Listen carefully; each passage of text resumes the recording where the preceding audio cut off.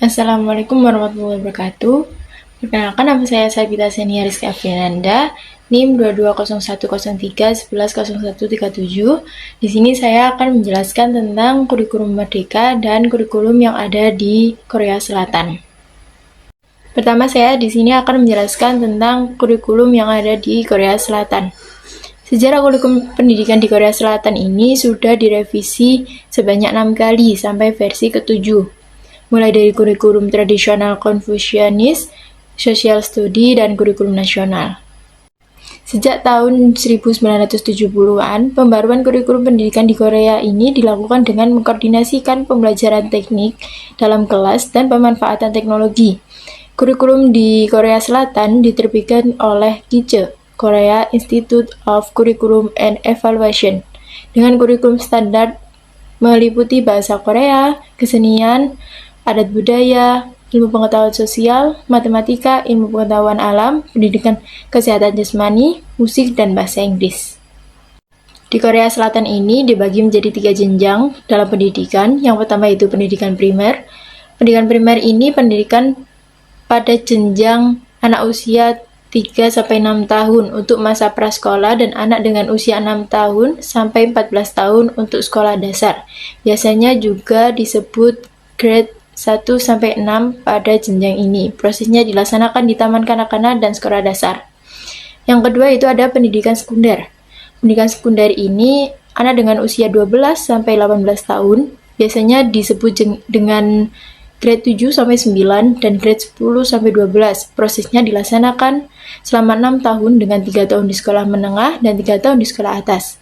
Yang terakhir yaitu pendidikan tinggi. Pada jenjang ini dilaksanakan melalui kegiatan perkuliahan dan di perguruan tinggi. Kurikulum di Korea Selatan ini juga memiliki kekurangan dan kelebihan. Untuk kelebihannya sendiri, ada 4 aspek. Yang pertama, pendidikan berkualitas tinggi. Yang dimaksud dengan ini itu kurikulum Korea Selatan telah dikenal secara internasional karena memberikan pendidikan berkualitas tinggi yang menghasilkan pencapaian akademik yang tinggi. Yang kedua yaitu fokus pada disiplin dan dedikasi. Sistem pendidikan Korea Selatan menekankan disiplin yang kuat dan dedikasi terhadap belajar. Yang ketiga yaitu teknologi dalam pendidikan. Penggunaan teknologi dalam kurikulum pendidikan Korea Selatan cukup maju. Pemanfaatan teknologi canggih membantu menyediakan akses ke sumber daya pendidikan yang lebih. Yang terakhir yaitu pendekatan holistik. Kurikulum Korea Selatan cenderung mengintegrasikan pendekatan pendidikan yang holistik.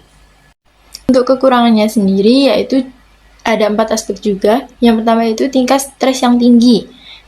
Tekanan akademik yang tinggi dan fokus pada ujian standar seringkali menyebabkan tingkat stres yang tinggi di antara siswa. Yang kedua yaitu kurangnya kreativitas. Sistem pendidikan yang sangat terstruktur dan didasarkan pada ujian seringkali menghambat kreativitas dan pemikiran inovatif siswa. Yang ketiga yaitu kurangnya dukungan bagi perbedaan individual. Kurikulum cenderung kurang mendukung perbedaan individual dan cenderung memajukan siswa yang mampu belajar dengan cepat. Yang terakhir yaitu beberapa bidang terlalu ditekankan. Yang dimaksud di sini itu beberapa aspek pendidikan seperti matematika dan ilmu pengetahuan seringkali mendapatkan lebih banyak perhatian daripada bidang lain seperti seni atau olahraga. Selanjutnya di sini saya akan menjelaskan tentang Merdeka Belajar Kurikulum Merdeka.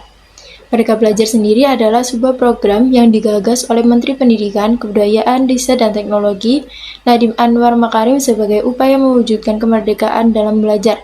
Dikatakan mereka dalam belajar, yaitu karena siswa memiliki kebebasan untuk berpikir dan berekspresi. Adapun tujuan Merdeka Belajar, yaitu yang pertama membangun suasana belajar yang lebih menyenangkan bagi guru dan siswa. Yang kedua yaitu memberikan keleluasan pada sekolah dalam mengadakan penilaian dan penerapan kurikulum sesuai dengan kondisi sekitar.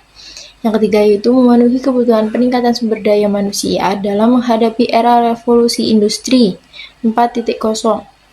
Yang keempat itu menciptakan peserta didik yang berjiwa merdeka serta tidak merasa dikekang oleh ketentuan dan peraturan dalam pembelajaran, sehingga mereka dapat menemukan potensi dan kemampuan diri masing-masing. Yang terakhir yaitu mempercepat pencapaian tujuan pendidikan nasional yang tertuang dalam Undang-Undang Dasar Nomor 20 Tahun 2003 tentang Sistem Pendidikan Nasional.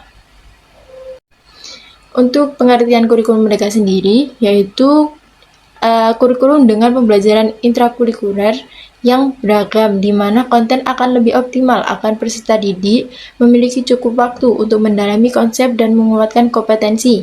Dalam kurikulum Merdeka ini digunakan metode pembelajaran yang mengacu pada pendekatan bakat serta minat belajar siswa. Tidak hanya di kurikulum yang ada di Korea Selatan saja, di kurikulum Merdeka juga memiliki kelebihan dan kekurangan. Untuk kelebihannya sendiri, yaitu yang pertama fleksibilitas kurikulum.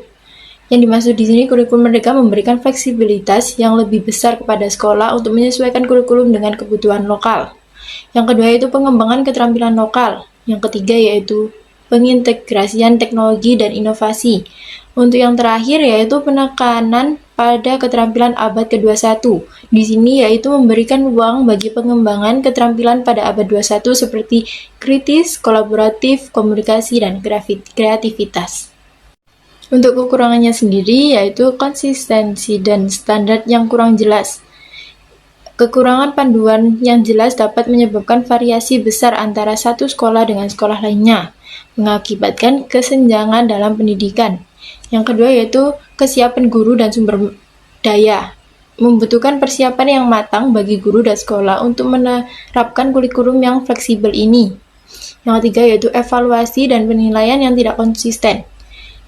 Tidak adanya pedoman evaluasi dan penilaian yang konsisten dapat menyulitkan dalam mengukur pencapaian siswa secara objektif.